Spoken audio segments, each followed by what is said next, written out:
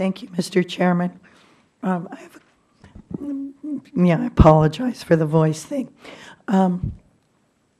First, I want to tell you that I had a good experience with the EPA out of the Denver office a number of years ago with regard to our requests that they work with my state's DEQ on a compliance issue that was right next to my land, which is right next to an oil refinery. And I'm not sure that we ever would have got it solved without the EPA. So I want you to know I am not a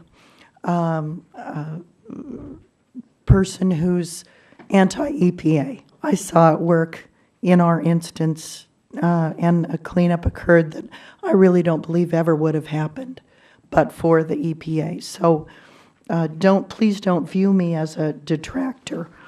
But I do have some questions about the efforts to prioritize funding that I believe may be detracting from efforts that really work on the ground. I'm concerned with the boots on the ground dollars that EPA uses that really do help businesses comply and communities comply with EPA regulations.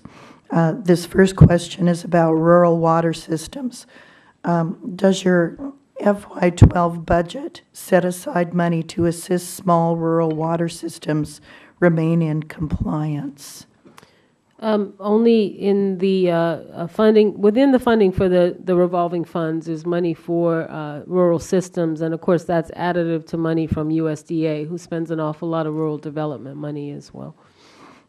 I will let you know that, and I'll submit some of these in writing because I know I'm hard to track today. In 2007, over 200 representatives and senators asked the EPA to fund technical assistance and training grants to small water systems.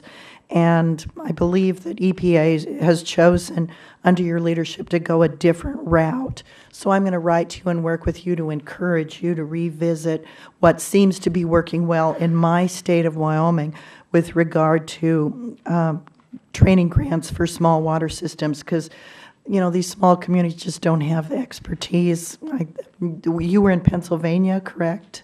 Or New Jersey. Mm-hmm. Well, there may be some communities in New Jersey that even are small enough that you know what I'm talking about. They really do struggle to comply, and they want very much to provide clean water to their water users. But that technical assistance just really does seem to go a long way. So we'll visit further about that.